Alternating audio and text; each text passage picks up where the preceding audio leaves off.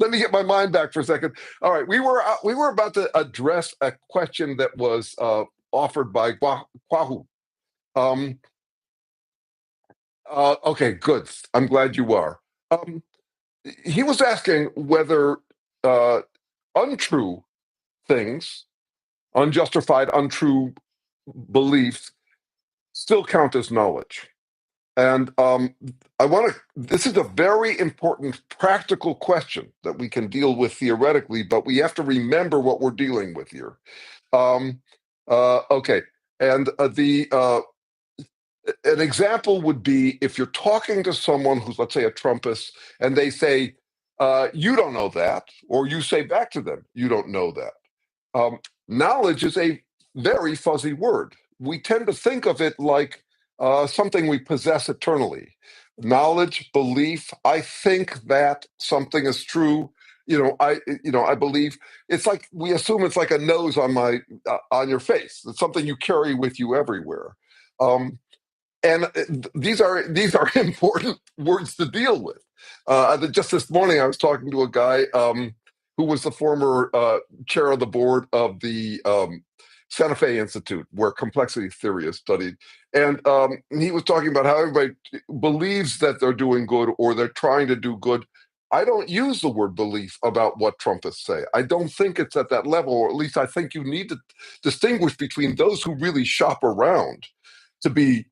This would be a definition of rational, is you're shopping the pros and cons of alternatives.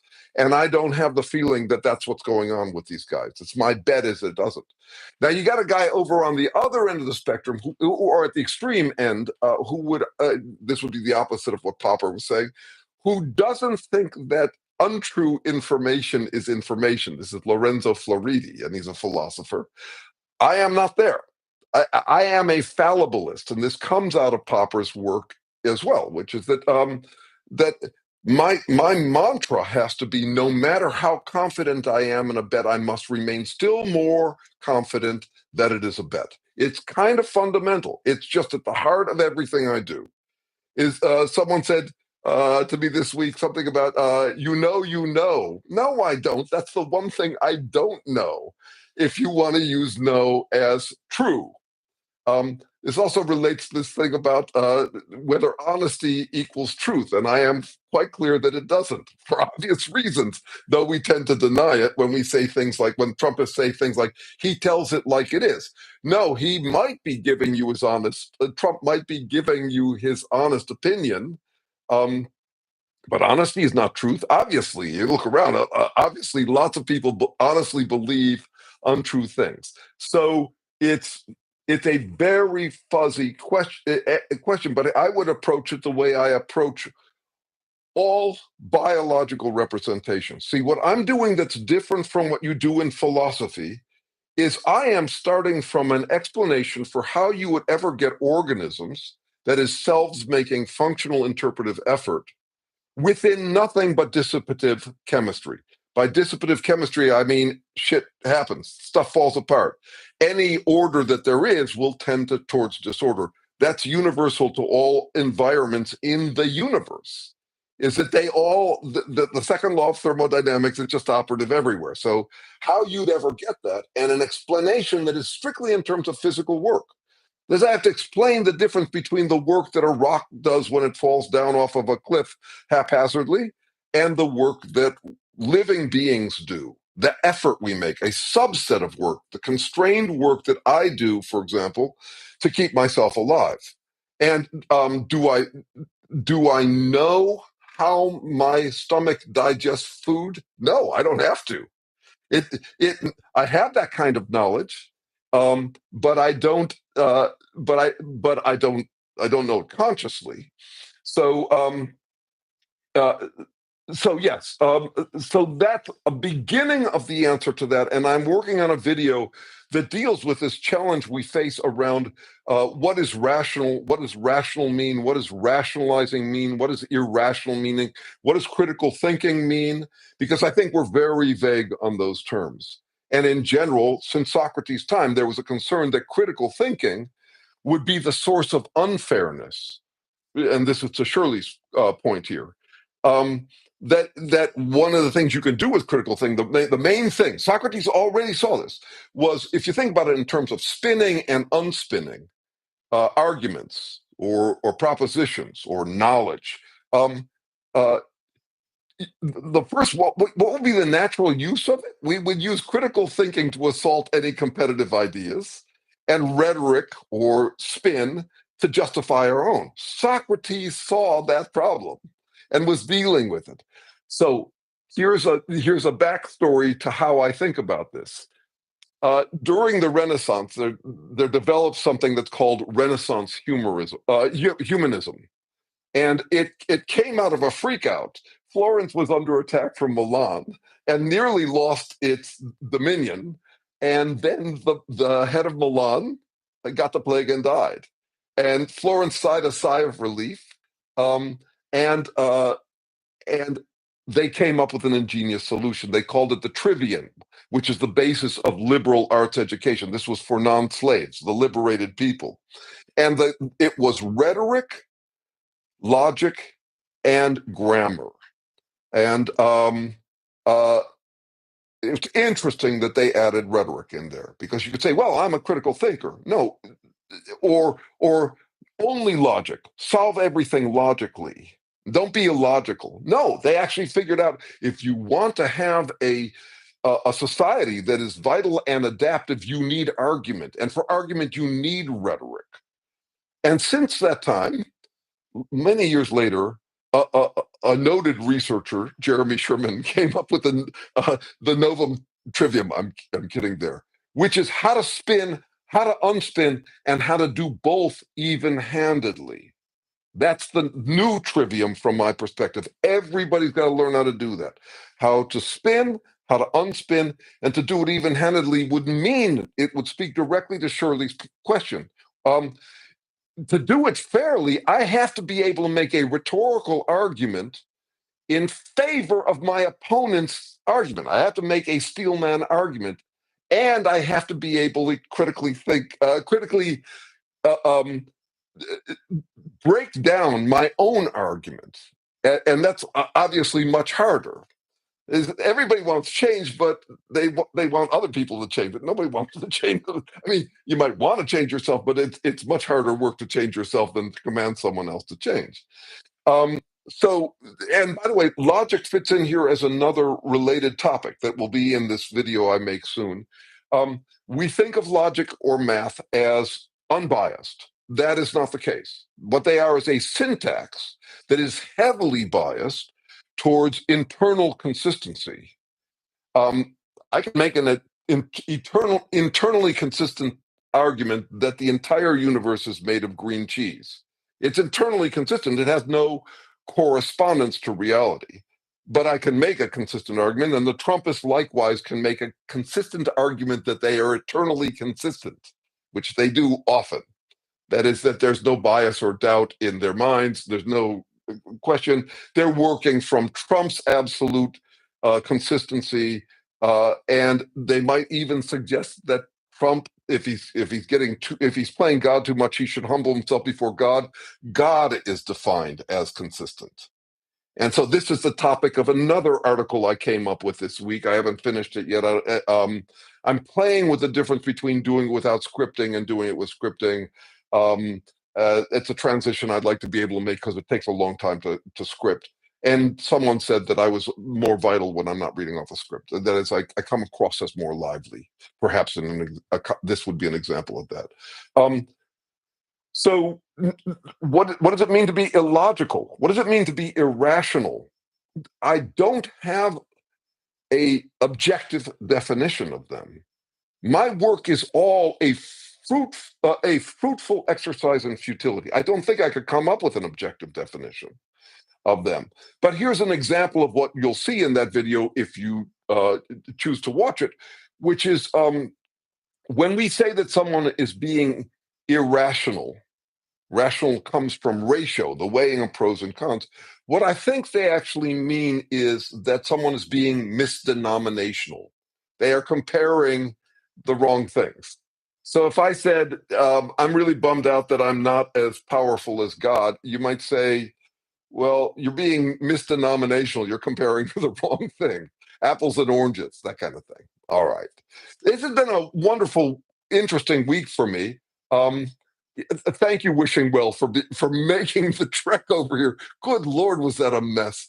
I'm 68, and that's no excuse. I have to figure out the technology. This meeting was originally scheduled for last week at 11 p.m. So uh, I still intend to do these every week as long as there's curiosity about it. We do need, to Global's point, we do need new words. Think of what a blunt instrument it is to say, I believe something. What does that mean? It means when the topic comes up, more often than not, you believe it. Why do you believe it? Maybe you're an impulse shopper. Maybe your gut decided it first. So why would we say that someone is maybe your gut is, maybe it's not belief so much as relief, which was the topic of the video I put out yesterday morning, is the relief you get from thinking that you're on an express train to absolution. Absolution meaning freedom from guilt because you found the absolute truth. The wokeness you see in Trumpism, that kind of thing. That's a gut impulse buy. That's not shopping among interpretations. It's a gut. Uh, uh, yeah, and we do lots of impulse buying. So this also comes close to a question I'll mention here. What is consciousness? Um, this also came up this morning in the conversation with the former chair of the board of the Complexity Institute. Okay. Um, uh, from my perspective, very, very little of our actual behavior is made consciously. And we're desperate. Humans are desperate to move as little out of consciousness as possible. Um, and I could explain why, from an evolutionary perspective, I would think that.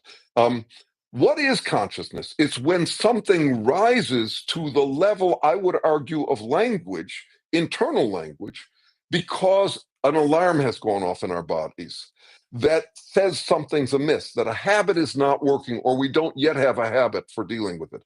We make gazillions of decisions all day long, unconsciously. And this is what gets ignored in consciousness studies. This is why the the hard problem in consciousness studies, that is, how could we have sensation or experience or thoughts if we're just material, is actually the made harder problem. If you don't start with an explanation, a real grounded, no fudge factor explanation for the physical work, the transformation in physical work that occurs when life emerges. And you simply assume, well, obviously we're made of matter. That's certainly true, and nothing but matter. Then, then how the hell are you going to figure out what physical sensation or the concept of red is? It's impossible. Or you'll do it in the abstract realm. So there's a cycle going on in consciousness studies, as there has been in philosophy and biophilosophy.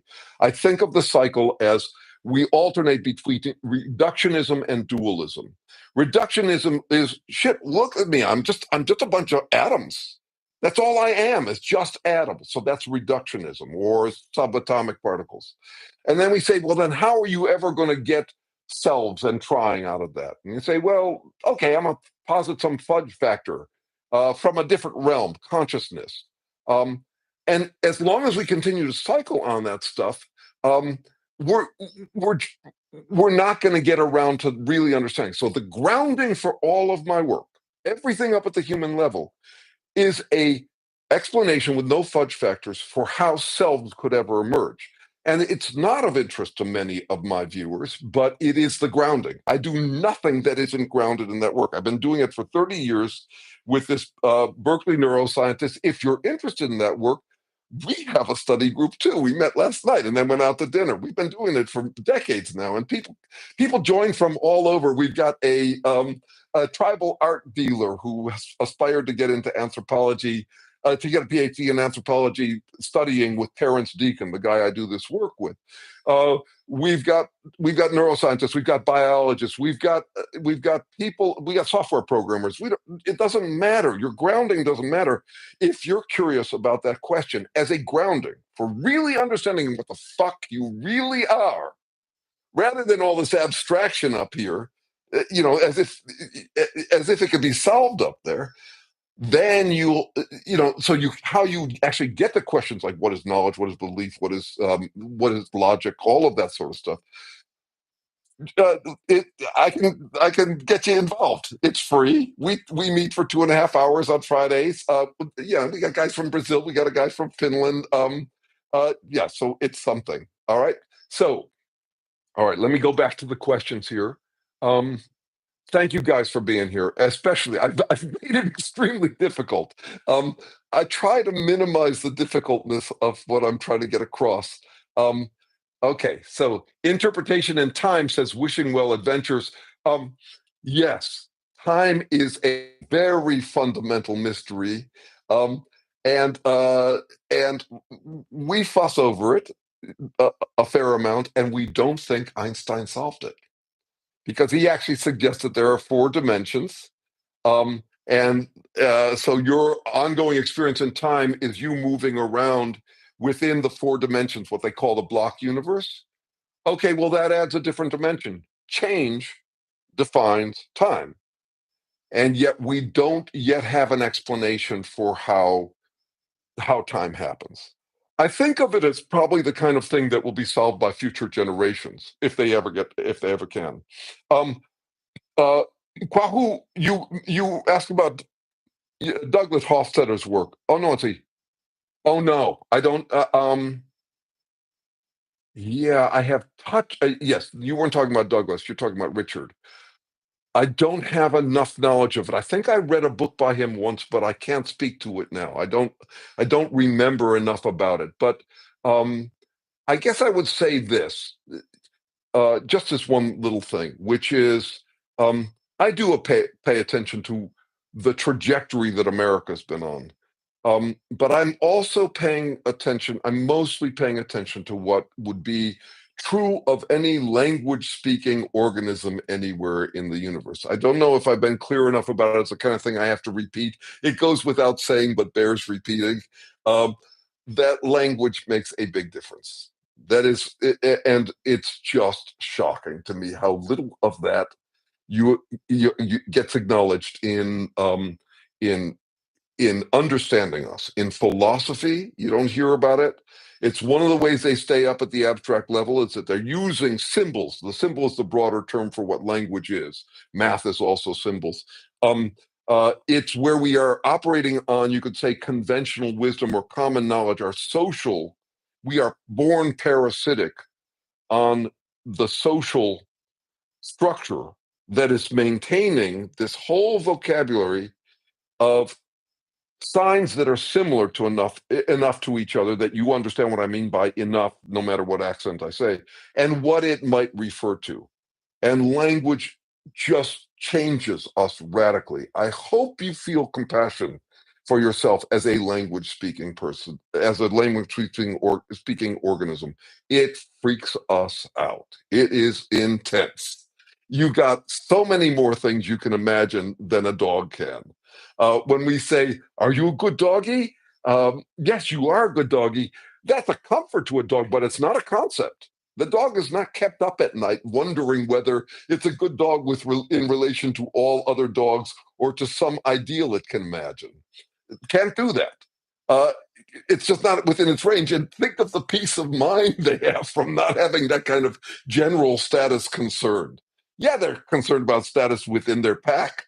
Um, it's felt, they feel it, but they can't do all the conceptual cascading that humans can do.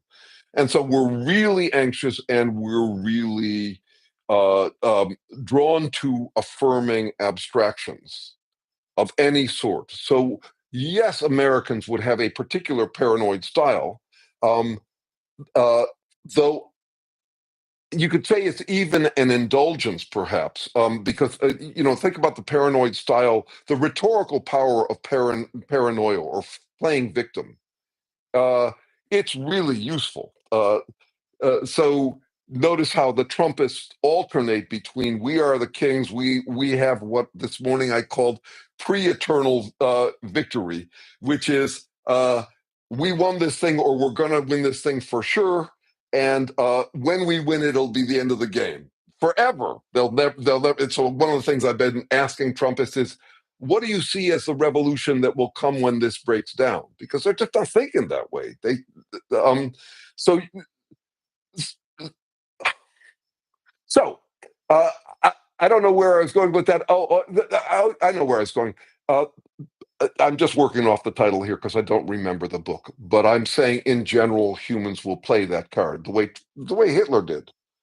That is, it's a rhetorical move as well. Um, I'm reading a fabulous book. I'm almost done with it. I strongly recommend it to you. It's called The Gutenberg Parenthesis, and what it's doing is looking at what happens when we get the proliferation of press, of the written word, of text, and how that changed society, as and how the debate played out there for understanding what will come next with this next revolution, in the revolution we're at the beginning of right now, the internet and AI. It doesn't touch much on AI, but its implications for AI are everywhere, and it's a seven hour book if you read it by audiobook. And by the way, I mostly only read by audiobook when I'm not writing. I mean, audio is so much easier for me. And if you're not doing that, I really recommend it. If anybody wants a free copy of this book as audio, I can send it to you. Just email me for that. Okay. Um, okay. All right. Let's see. I'm just taking a look here. Uh, yeah, symbolic order, but also symbolic disorder. And here's one more connection I want to make to to Karl Popper, um, who Kwahu mentioned earlier. So I get my fallibilism from him, but I also get something else from him. He argues that we never prove a theory, and among the scientists and academics I work with, you never hear that word. You know, that's just not a word. Notice how that suggests that the only knowledge is permanent, pre-eternal victory knowledge. That's not what we're doing. It's a process of elimination. And if you look at life overall, you'll see a process of combination and elimination. Um, and so the way I think about life, my life and all of life, is in terms of constraints. How are you ever going to get out of that loop between reductionism and dualism? By recognizing what a constraint is. Think traffic congestion. What you've got is things working against each other. Think of a whirlpool this way. That's not alive, but it is a constraint. What do I mean by constraint? Think of a form that something's in. I'm in a certain form. It's not a certain form, though, I should be clear. I'm actually a cluster flux. I'm like a kind of congestion where parts are in checks and balance with each other such that I remain in existence. I think of myself as a constraint. I'm not the energy I consume. I'm the capacity to run that constraint through the checks and balances that I am. Such that I regenerate the checks and balances that I am. So there's something about Karl Popper that it's an intuition there that I live by this. This is how I think. Is that I am externally constrained and internally constrained. And actually, Louise King brought up something in a conversation on Facebook this morning. If you're not on my Facebook, you're welcome to join. I'm Jeremy Unsure Sherman there. But a constraint. Think of this. I am driving on a dark, winding, narrow road with constraints on all sides. So I'm internally, my self-control, my self-discipline, my deliberation, that is my constraints on my freedom to do just anything, is interacting self with other. The other is the other cars and also the soft shoulder on either side. And I could die from not paying attention to opposite risks. So that's how I think. And there's a way in which Popper is getting at this. It's a process of elimination. all the don't go there or can't go there's that we are all dealing with. So and I call it narrowing, not arrowing.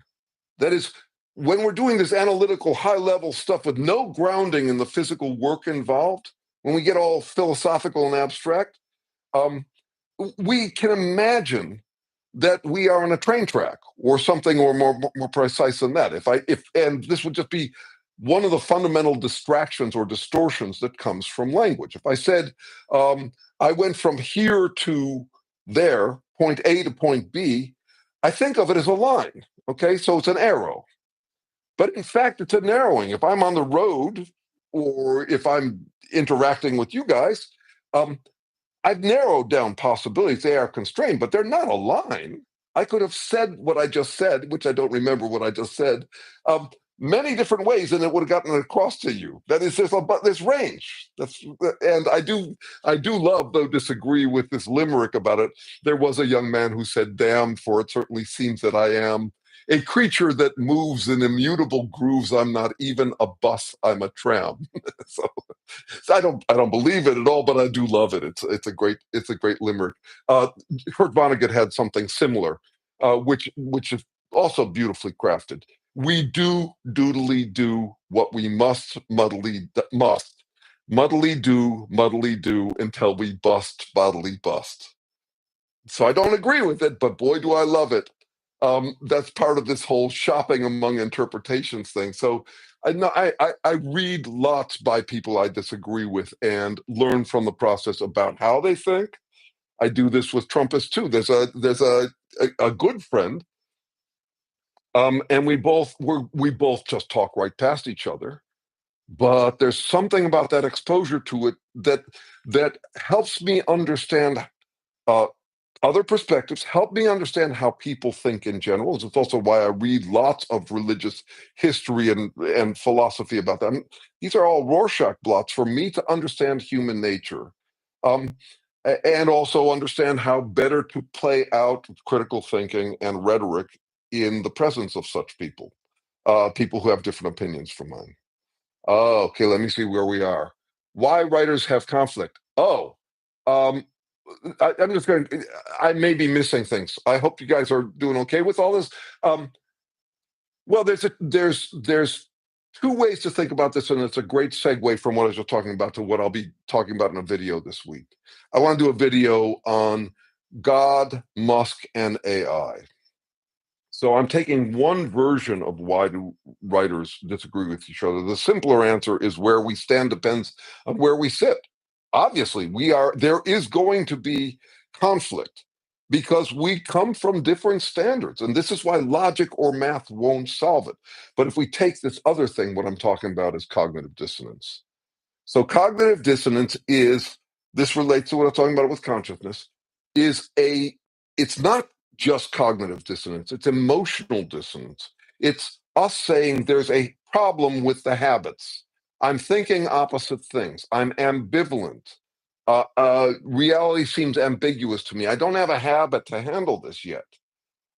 That's what rises to consciousness. And what you'll notice is, I mean, so it's doubt, basically. And doubt is an anxious feeling. It's a doubly anxious feeling if you get so much doubt that you begin to doubt your capacity to deal with your doubt. So you could call that a kind of meta doubt. And it's no fucking fun. It's plenty of fun when we're guessing in a movie, but when the stakes get high, like you're trying to figure out between two different treatments you could give your daughter for her cancer, either of which could kill you, no, that'll keep you up at night, and it won't be a pleasant state, even though you're lying there in your bed. So doubt makes us extremely uncomfortable. We would like that kind of freedom from cognitive dissonance, and we would claim it. So when I said earlier that God is seen as the claims about God is that he's perfectly consistent. You know, if you pose to a theologian, a Christian at least theologian, could God build a mountain so big he can't move it? Could he create a problem so big he can't solve it? Their answer is he wouldn't. He has no capacity for um, for that kind of cognitive dissonance. And that is, he's not of two minds. So as a writer, I am of two minds almost always. Certainly, what when I'm on a roll like this, I'm having fun. I'm in what I call a monologue tunnel vision reverie, and thank you for enduring it. I have friends who say, Jeremy, you've used up all your ands. Um, but cognitive dissonance is a great satisfaction for me, and I want to just mention how you get to that place, because I see, so we're seeing this great shift towards absolute hypocrisy, covered by the claim that since hypocrisy is bad and I'm not bad, then the only thing I have to be consistent about is my claim that I'm not a hypocrite, like you get from Trump or any of those guys, Musk, Trump, and the vision of God. This is also why I don't end up subscribing to the idea that you should humble someone who's playing God by encouraging them to defer to your version of God. Because basically what we're saying is no cognitive dissonance either way. It's not really very helpful. But in the meantime, I've been thinking about a hump I had to go over. And it was grueling. It was not fun. A lot of imposter syndrome. That is, at first, it was humiliating to deal with my doubts. I had 40 years of that. And then I kind of plowed myself over what I think of as a kind of a hump. And it was just lucky circumstances that allowed me to be curious enough or anxious enough that I ended up getting in the company of people who also were curious, who made curiosity actually look good. And so I think what it is you get over a steep learning hump, not to come to my conclusions, just in general. You get over that, and then you get into a nice, smooth, gradual state where you identify as learning, not learned. And then it's actually a joy to the extent you can afford it. I can afford to do it full time. Most people can't. In the meantime, you got this world that is becoming more and more of a clusterfuck. As we are way out on a limb. The doubts are piling up in us. And in the meantime, you've got these people like God or Musk, these people like God, these people like Trump or Musk, or these people who claim they have found a way to get to absolution, and saying, don't bother with that doubt. Come over here, pretend you're consistent about everything. And then into that, what did we do? We created a tool in the absolutist image, because AI has no cognitive dissonance. It has none. And that was a realization this week out of a conversation between me and two other people working in the same area, and we were enjoying together. We were thriving on what Hume calls truth emergent from disagreements among friends. So, I felt I listened carefully, and I was perfectly free to disagree, and no one took it personally. It didn't throw them off their game at all. That's what we're doing. That's the kind of thing you do when you're over the hump. But before that hump, the tendency to take things personally would be huge, and it is increasing.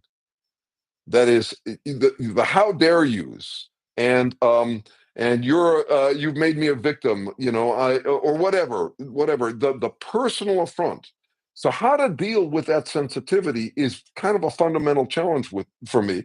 I think if there's anything we're going to teach, that we need to teach everywhere, is how to, no matter what level of schooling, we're trying to get people over that hump into a place of curiosity where they identify as learning. Is how to spin, how to unspin, and how to do both even-handedly, despite the anxiety it can cause. Or you could say, in a way where that anxiety is tamed, to where you're not freaking out. So, you've heard me say it before. My definition of equanimity is to be equally anxious about opposite possibilities. That's me driving that winding road in the dark, crowded traffic, all sorts of congestion and all of that. I have to be equally wary on opposite sides. And this is the heart of the work we do in that study group. It's trying to figure out what combination of coaxing, gentle coaxing, and confrontation in order to get people to lighten up enough that they can afford to be curious. Oh, sorry. Okay, hold on a second. Okay, Kwahu did.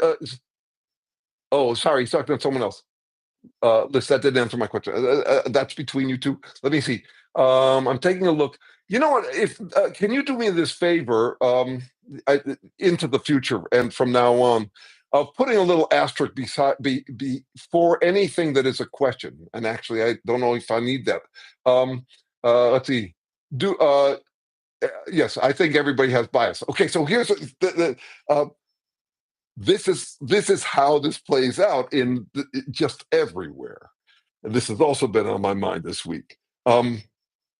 If I'm pissed off at someone for lying to me, all recollection of me ever lying to anyone will vaporize. It's like girding your loins for battle.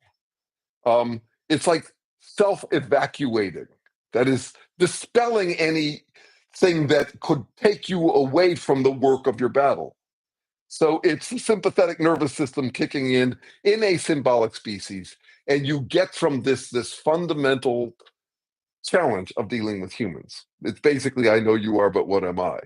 I give it two other names. Defaulty logic, meaning that since you're wrong, it proves I'm right by default. And I also call it exempt by contempt. That is, I couldn't possibly have this trait because I hate it in you. So, and there's nothing to that other than the feeling of it, but boy, can we come up with rhetoric to say it. So try this out about bias. I hear from Trumpists all the time that I'm biased. You know, their main go-to these days is Trump derangement syndrome. There's not only am I biased against Trump in the most unjust way to the poor victim that he is, uh, but but it's a pathology that is so. So and what is this? This is them, blasting their police siren, their moral police siren at me, um, to drown out any recognition of their own humanness. Since I can find a human fault in you, it proves I'm superhuman. So I got to remind you, bias is constraint. It's how I prevent myself from dying is through bias. Bias is of all the places you could go, you're leaning this way. You have a disposition, a tendency, a directionality. And my directionality, your directionality is towards maintaining ourselves and what we care about. Everybody's biased. It's not some rare pathology of degenerate souls. Okay, curious other. We're early in quite times, and again, without language, we do know how to be properly curious at an age. This is the machine talking, and that's interesting that you call yourself the machine. Let me challenge that with something that I mentioned in my last video. Um, so there are these fall from great. First of all, I want to say, amen. You're right that curiosity is a default value. Amen to that. But I think we don't recognize that our curiosity through development, through the stages of development, make curiosity costly. Just think of the squabbles between my grandkids. Um, it's really it to be curious rather than exactly what I just described is extremely costly. So my rule about it, yeah, I'm a testy guy. You could tell that I'm fairly animated. I'm not spiritual, but I'm spirited. So I have a 5-minute rule about that kind of how dare you, I know you are, but what am I, high horse response to someone who's lied to me, which is that I get to rant for 5 minutes that bullshit, that self-supporting, affirming, loin-girded bullshit. 5 minutes, and then I have to get to what I call the you-me-us question. Is the problem you, me, or us? And us would also include our circumstances. I have to get to that question. I have to be able at that point to make a steelman argument for the other guy's point of view and for my own. That is me trying to spin and unspin even-handedly. But I don't want to go to the place where I think that curiosity should be effortless for us to return to. That's one of the things about fall from grace myths, is that the assumption that since we've done it before, we were curious as toddlers, um, we could go right back to it. I am very concerned these days with the ways in which we congratulate ourselves by saying things that are no more sane than Nancy Reagan's "just say no." Just say no to hypocrisy. What a pile of horseshit that is. If you don't recognize the benefits of hypocrisy and the cost of inconsistent of being consistent, of actually by trying to be fair, it's incredibly costly to try to be fair. It compromises you to try to be fair to other people. If we don't acknowledge the cost of that, it's like trying to get people to stop eating pizza by telling them that it tastes bad. Trying to get people to be celibate by telling them that orgasms don't feel good. It's ridiculous. And at that point, it just becomes grandstanding. You shouldn't be biased. I chose not to be biased. I chose to have integrity. You shouldn't be biased. That's that's a pathology. It's a rare pathology. So that's important. A debate rules. So I like this from Tara Bird. Debate rules. Yeah, there are rules of debate. They are locally defined, but also debate rules. I think that's the conclusion this book is coming to about free speech, and we got to get better at debating.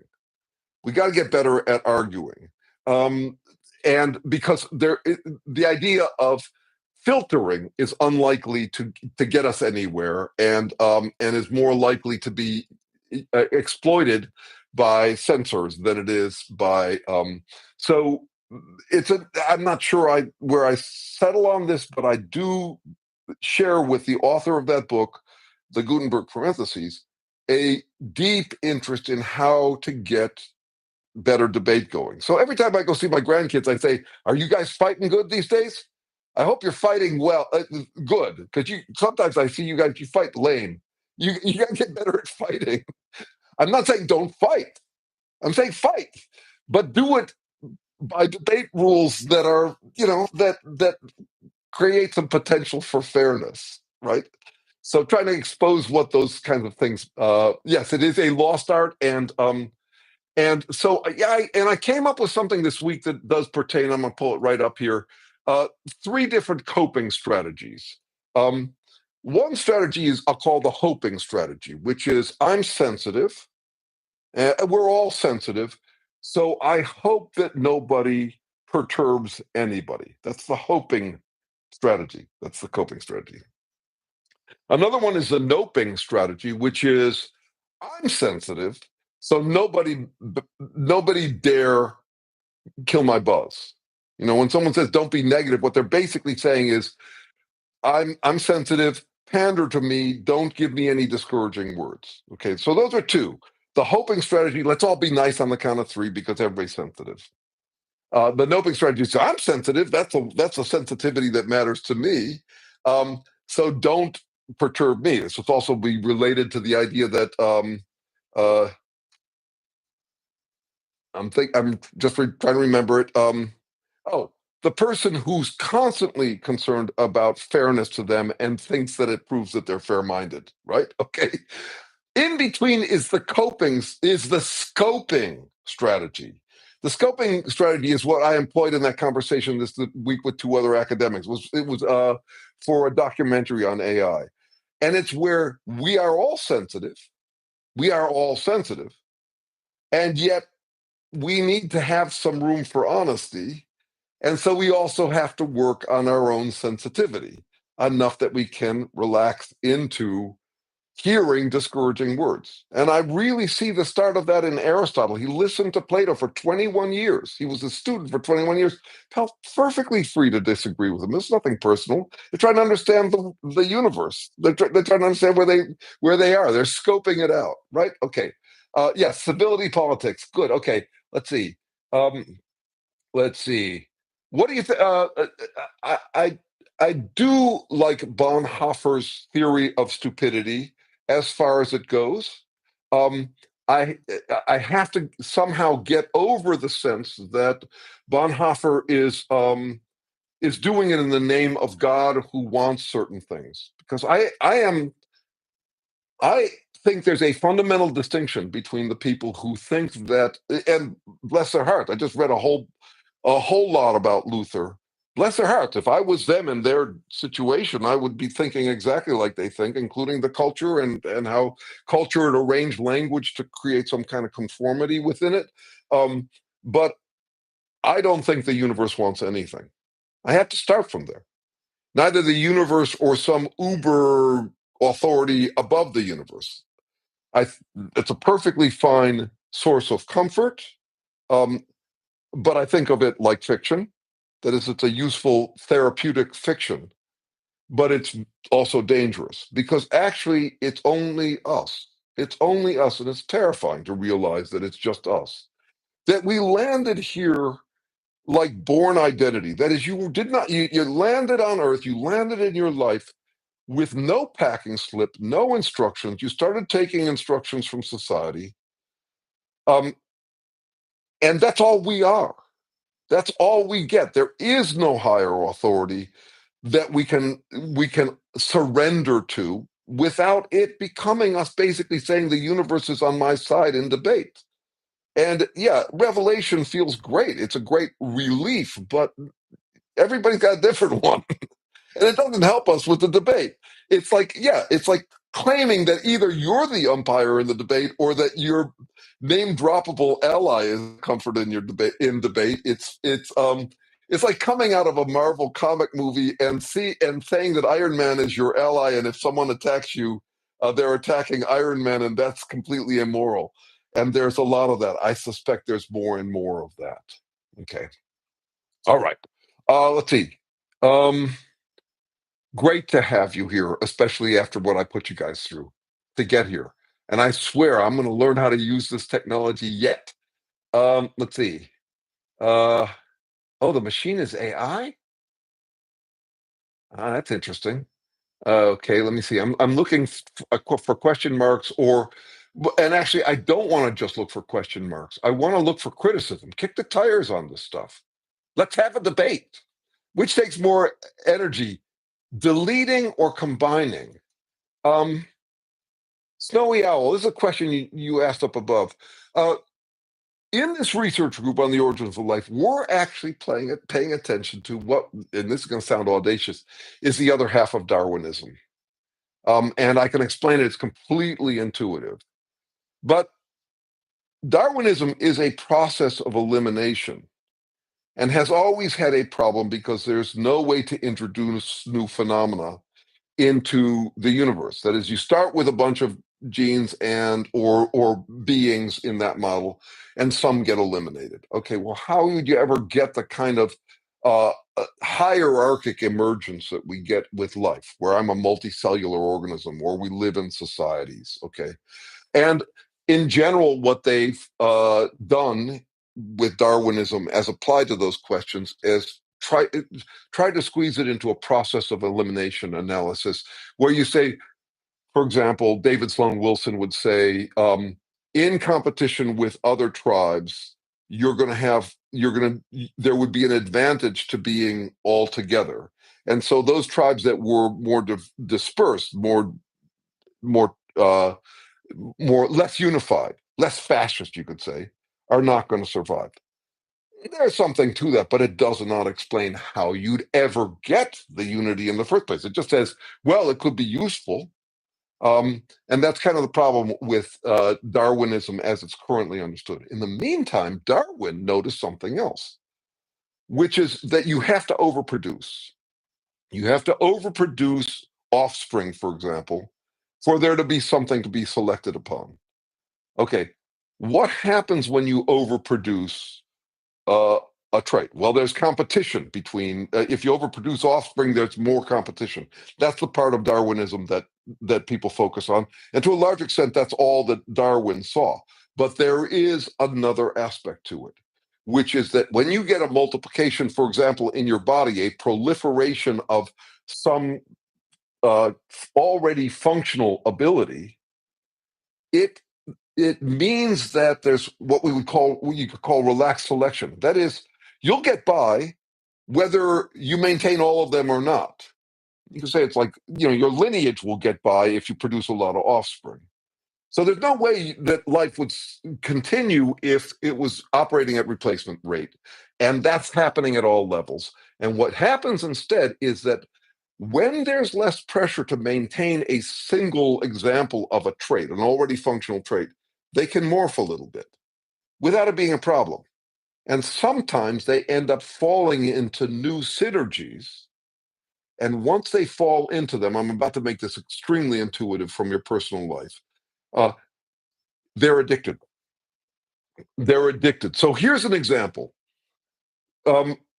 I'm addicted to grocery stores. I've lost the ability to farm for myself. I could maybe get it back, but I've lost that capability. If you're in a partnership, there are things you both could do, bookkeeping or cooking. And sometimes one takes over that function, another takes over another function, and you end up with this delightful checks in balance synergy. I would go so far as to say that it also operates at the emotional level. If you enter into partnership, you have a additional source of self-affirmation or reassurance. And then if you break up, you discover that you're actually rather partial. And I mean that literally. It's both, not only that do you love that person, but suddenly I'm not half the man I used to be. Suddenly I have to get back to capabilities that I lost because I had someone else doing it. This is actually an explanation for why we ended up with our addiction to vitamin C. Most mammals don't need vitamin C, they produce their own.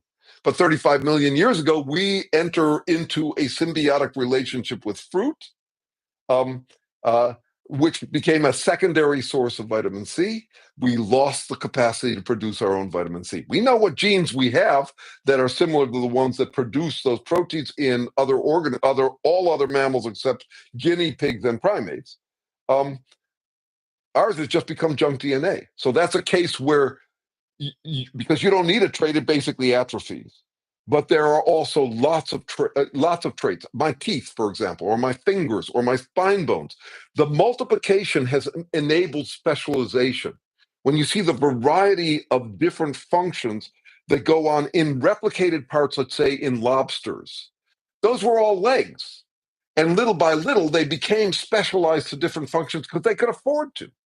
So it's also like if you get free time. So let's say you're on a sabbatical in academics, or you get time off at work. You've got all these functional capabilities. They're not under pressure right now. You can. There's a chance that they'll go away the way the vitamin C gene does, but there's also a chance that they'll discover some new synergy, some new way to combine things, and therefore end up with new synergies. So we think of that as, you could say, there's the eliminative side of Darwin and then the generative side. It's still Darwin, but it's recognizing that multiplying things leads to competition, but it also can make for cooperation through the simple process of degeneration.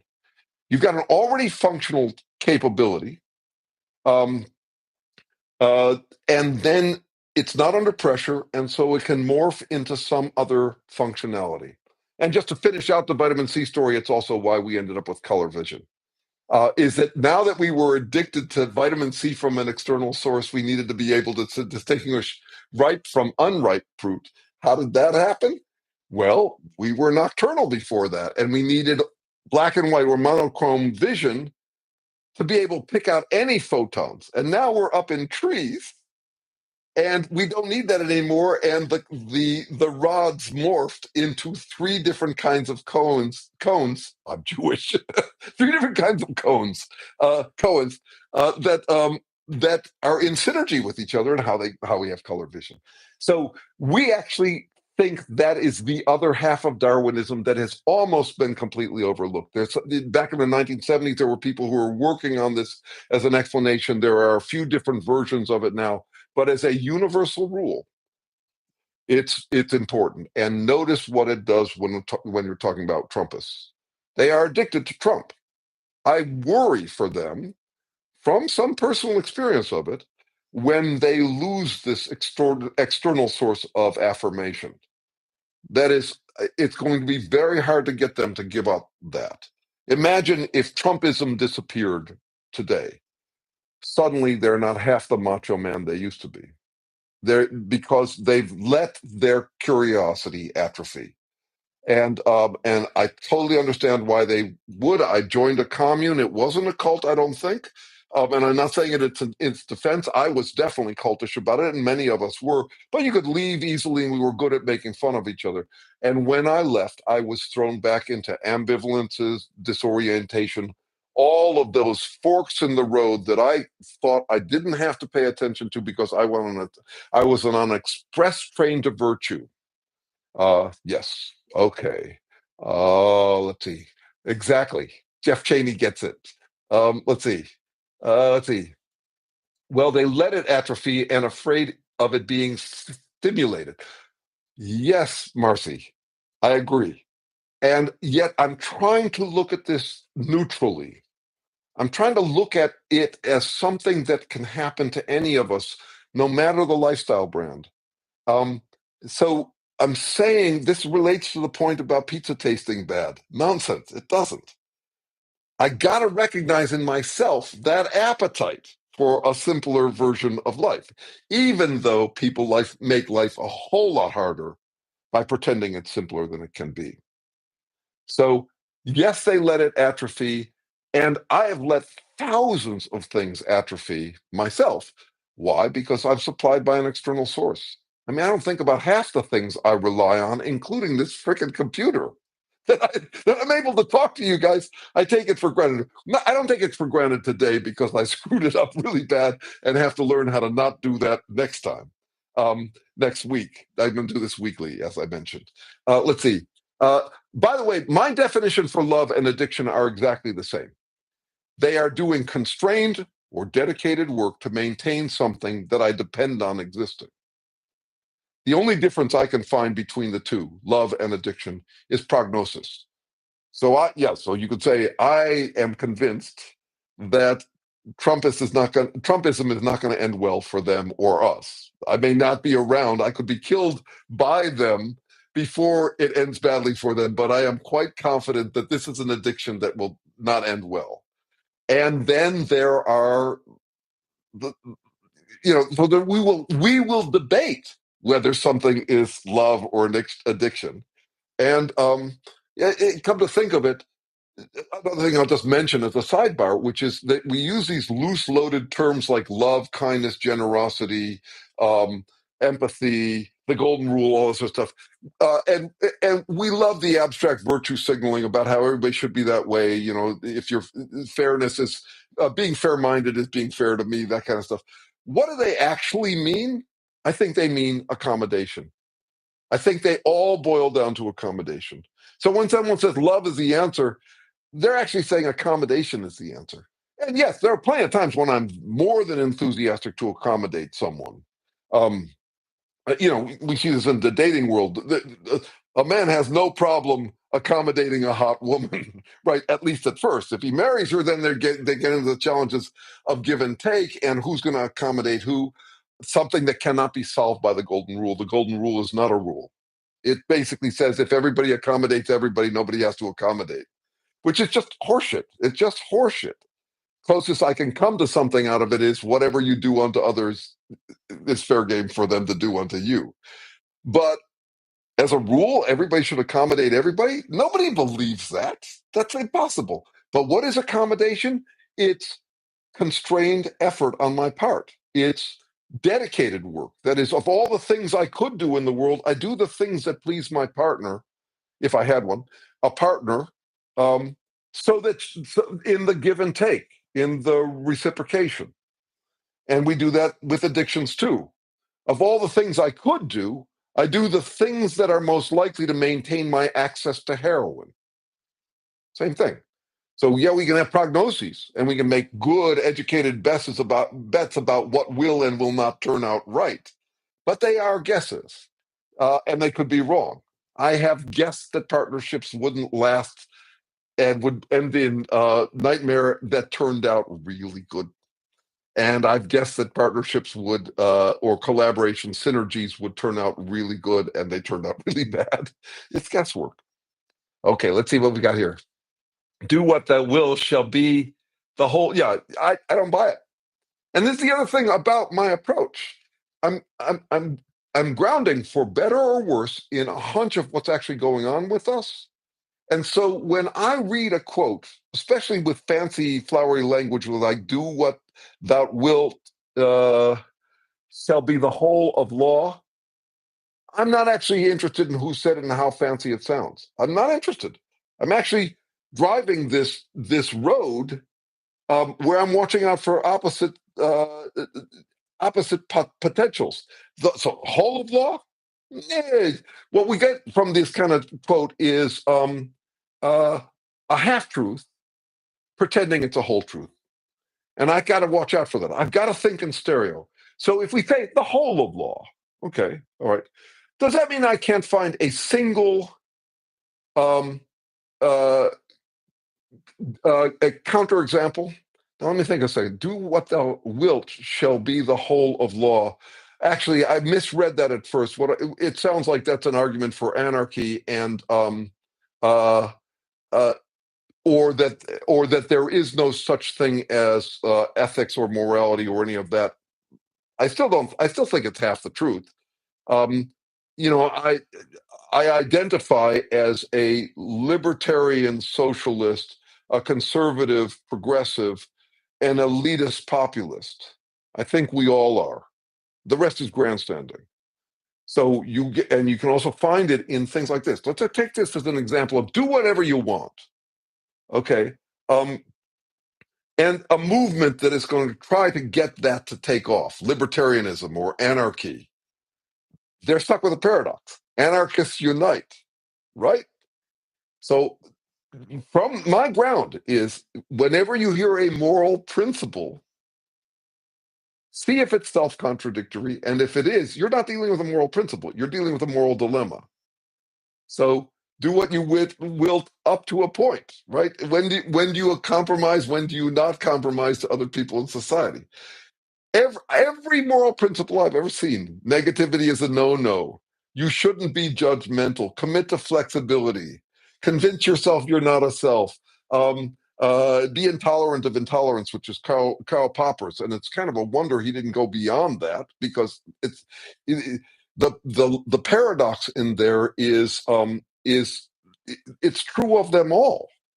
I encourage you to email me if you think you find a moral principle that isn't actually a paradox. And paradox is what I've been talking about from the beginning of this, which is I am, in a way, the checks and balances I am, the constraints pitted against each other is actually a paradox that keeps me going. So try this out. We make a distinction between infinite games and finite games. In both, there's what we would call contragrade, that is, pressures against each other. In a finite game, you're trying to win. That is, you want to dominate the other one. Um, Life is actually an infinite game. I've got forces pitted against myself, and between me and we, there are all these forces pitted against each other. And it's only sustainable that way. The only way you could ever maintain a fragile system like a living being or a government or a marriage is through constraints pitted against each other. Those are infinite games. So, in a way, what I'm saying is that the paradoxes are the ground that keeps on pulling the rug out from under ourselves. Okay, those are the. It's an definition.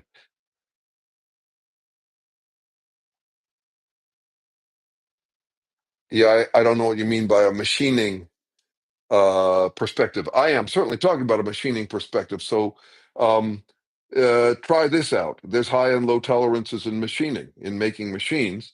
You have high and low tolerance, about how much room there is to move around, how much play there is within the system. Um, so I would say the same about my own system. I would say the same about our government system. That is, yes, it is a tolerance question. I think we went on tolerating uh, Trumpists pretending that this is a finite game that they can win eternally for too long. A lot of my work is on that.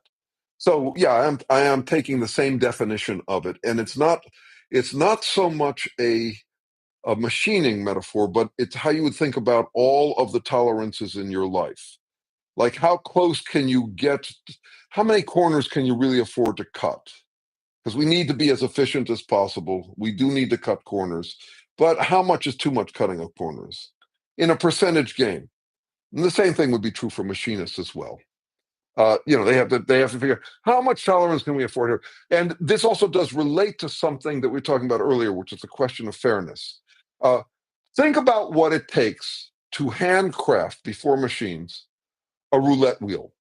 A roulette wheel is designed to be perfectly fair. That's fussy work. It takes a lot of work to zero the tolerance out, to get a non-loaded dice. So, um, yeah, I'm thinking tolerances at all level here. Okay, let's see. All right, let me see what we got here. We're winding down fairly soon, not right away because I screwed up so much, but let's see. With my grand entrance, um, yeah, starving for intellectual discourse. That's something Shirley said earlier. Sad. I have many friends who are stuck and clients who actually pay me for discourse, intellectual discourse, because they don't have anybody to do it with. And I just gotta say, I'm fucking lucky. This is just dumb luck. I was born with curiosities. I had degrees of freedom. I live in Berkeley. For a long time, my next door neighbor was the Nobel Prize winner in poetry. I've spent 30 years in one-on-one collaboration with a Harvard Berkeley neuroscientist who happened to be the only one I could have found there who would have taken on a podunk guy like me. And we've been jamming straight through. And this is also, we don't pay attention to how learned someone is. We pay attention to how curious they are. That's my definition of an intellectual. An intellectual is just a person who curates their own assumptions. And yes, and yet at the same time, I want to suggest that I don't want to make the incurious look sad any more than I want to make the pizza eaters look like they're eating something that doesn't taste good. I gotta admit that it would be a whole lot more fun if you were in that situation. If you're education deprived, it would just be so much more fun to declare yourself God.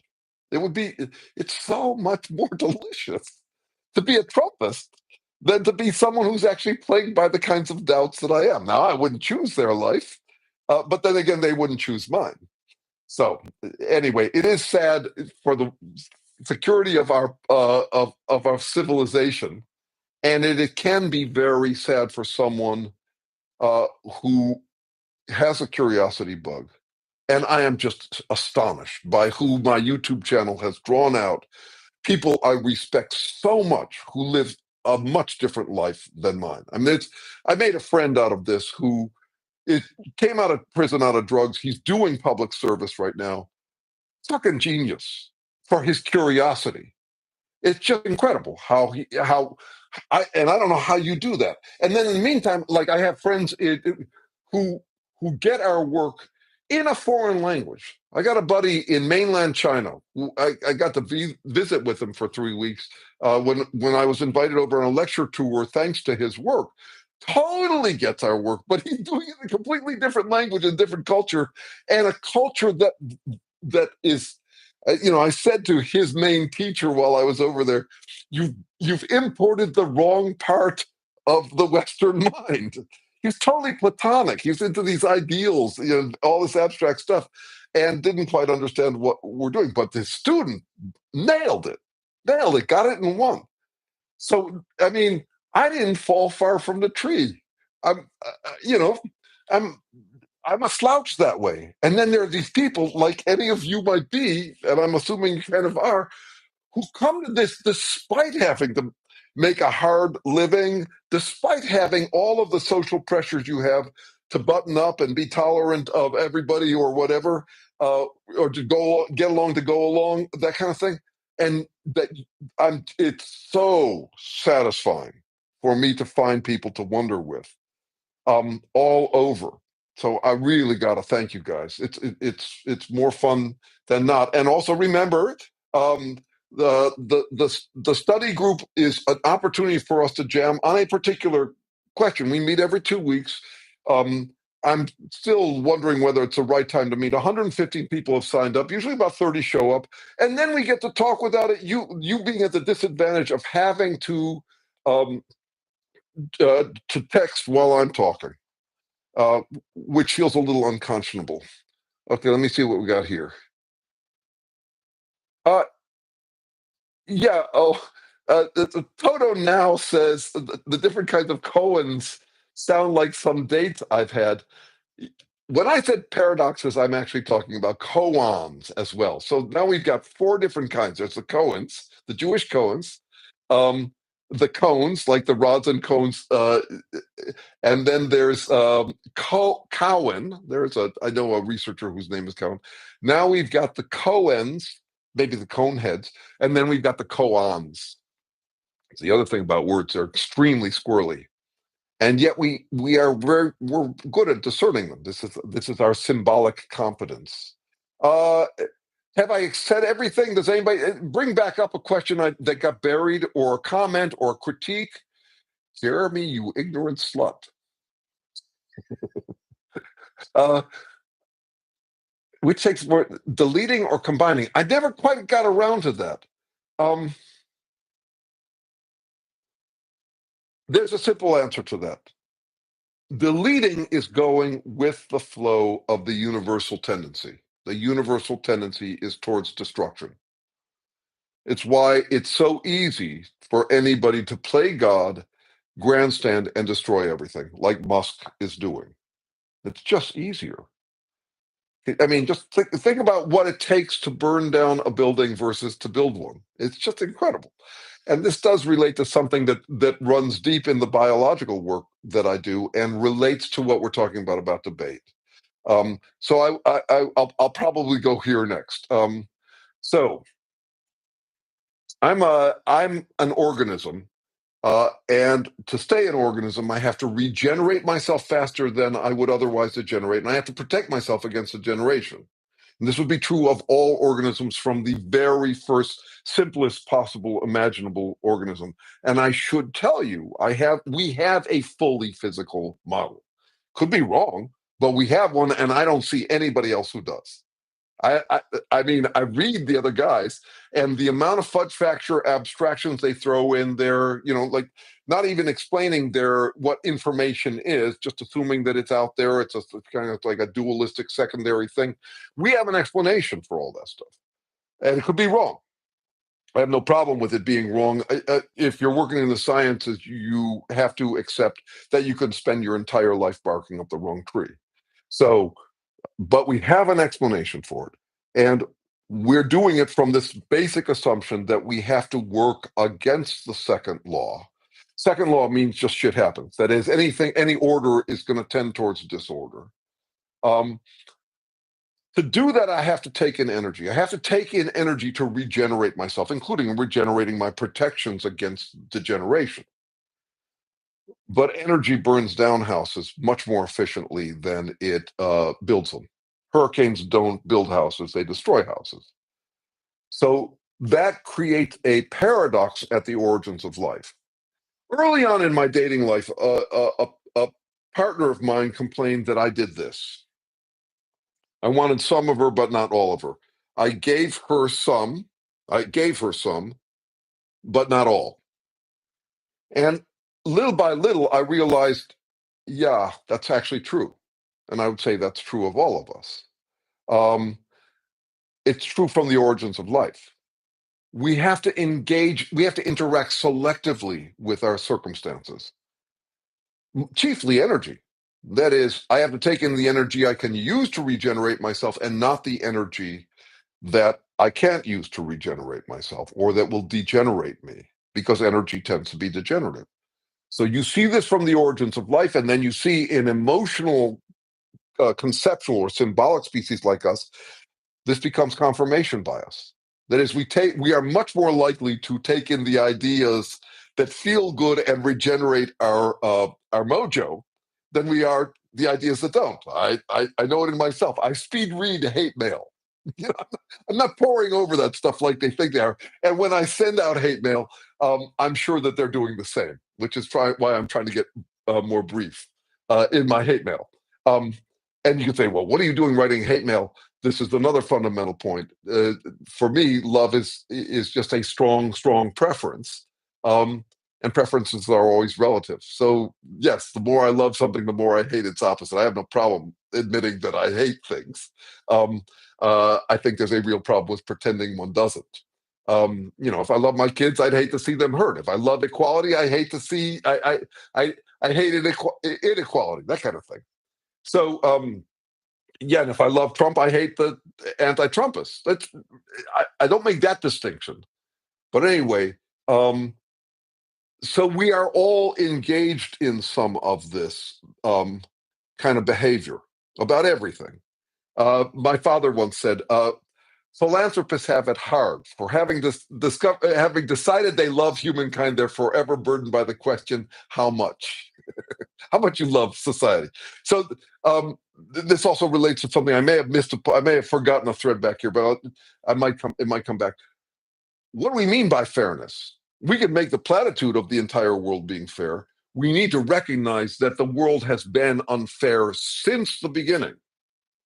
I mean, obviously, though we wouldn't want to admit it, so it goes without saying, but bears repeating.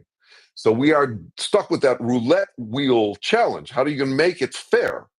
If you have kids, you know how hard that is. If you have a partner, you know how hard it is. We have to operate within a fairosphere. That is, there are people I'm trying to maintain fairness with, but it can't be everybody because you can't make a roulette wheel that big. So this is a challenge, and I have to admit it about myself too. I think about it in terms of my fuss budget, or you could say my love budget. I can only do dedicated work to maintain certain things that I depend on. I can't do it for everyone. I can't be addicted to everyone's well-being. So I have a limited fuss budget. And so when people talk about loving everything or loving, it's nonsense. It's pretending you have a bottomless budget. You actually can't love everyone. You can give lip service to loving everyone, but love takes work. So one of the things I find impressive in Asian societies is that they don't go around with that lip service about love. You don't tell your partner you love them. You show them you love them. And I've had a personal experience in these 30 years with Terrence Deacon, the collaborator on this stuff, my mentor. And I would argue the love of my life. As I had plenty of girlfriends. I was lucky that way. And some of them were really hot. I mean, I dated a model for a while. No, by far, he's the love of my life. But he would never say anything the least bit affirming or disaffirming. He wasn't like that. He was working out, we were collaborating on these ideas. The closest he said to something affirming in our first 25 years together was that this has been an excellent collaboration. He's just that kind of guy, and you can tell I'm a very different kind of guy. And then last year, he wrote me an attempt at a real show of affection, and my response was, "I know. You should." It took me the longest time to figure out. He loves our collaboration. He loves me. But he doesn't talk about it. He just shows it by showing up, and did that for the longest time. So anyway, I've been long-winded without talking. Hello, Soren. Let's see. But there's a sort between hate and malice. Good. Then I would ask you to do this. Whenever we make a statement like that, the question is, how are you going to operationalize the difference? We can all make those statements. We do a lot. And it's one of the fudge factors that we get when people say love everyone. And they say, well, what about the way you just kicked that guy? You say, well, no, I did it lovingly. So I want to watch out there. And so try this out as an exercise and email me if we don't get around to it here. What is that difference? And I'm not asking you for examples. And I'm not asking you for extremes. I'm asking you for how, suppose you hired a stranger, someone you have no idea what they thought or believed or anything like that, but you hired a stranger, they're going to look at a bunch of interactions and they're going to say, okay, that one's hate and that one's malice. What instructions would you give them so that they could make the distinction you're making? So it can't be, well, it's just, or, malice is Hitler, but hate is, yeah. And remember, I'm taking the spin off those terms. I'm trying to understand what they are neutrally. That's why, to me, love and addiction are the same behavior. I'm not interested in whether they sound good or sound bad. I'm trying to figure out what the fuck they mean. Because we bandy that stuff around all the time. So it's not, you feel free to give me the dictionary definition, but I'm not sure that would get you to what would actually enable you to hire someone completely sight unseen so that they would be able to know that difference. Let's see. Yes, Kwahu, yes, I need to question ignorance to feel important. I'm trying to keep my attention on those appetites and trying to do by naming them in myself. I think I can help myself tame them and to say nothing human is foreign to me.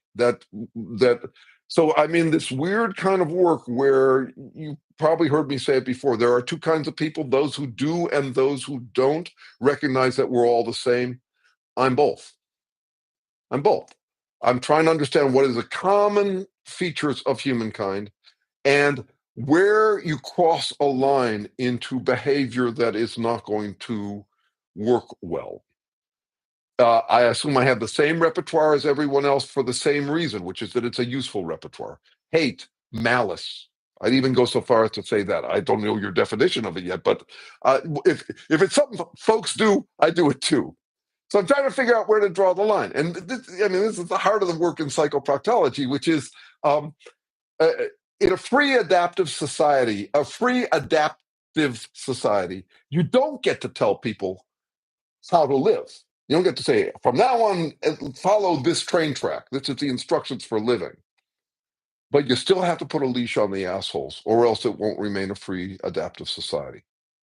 And you can see that in all of this work, I am tracking out questions. They're the love of my life, is these questions. By the way, Marcy, Ramdas and I were buds. We got to hang out together some. So tell me what he would disagree about. Yes, he was an idealist in his own way, but he was a great ironist. He used a technique that I brought back into my dealing with the Trumpists lately. I came to him one time, and I was in the middle of a midlife crisis, and I made some argument for my virtue, and he said to me, "You're a really good person, aren't you?" I love that. And I teased him back because it was a tease. It was an ironic tease right on the edge. And I said to him, "Is there room at the top for more nobodies like you?" And so he was good at that, but he was an idealist. And I'm saying I'm done with those. Um, I don't want to replace someone else's idealism with my idealism. I don't want to counter a cult with a counter cult. That keeps on happening. Why does it keep on happening? Because when you are addicted to that degree of self-certainty, you will drop the dogma, but you won't drop the dogmatism. It's hard as hell to cold turkey off of dogmatism. You just plop it to another place. And this is what I call I once was lost, but now I'm blind syndrome.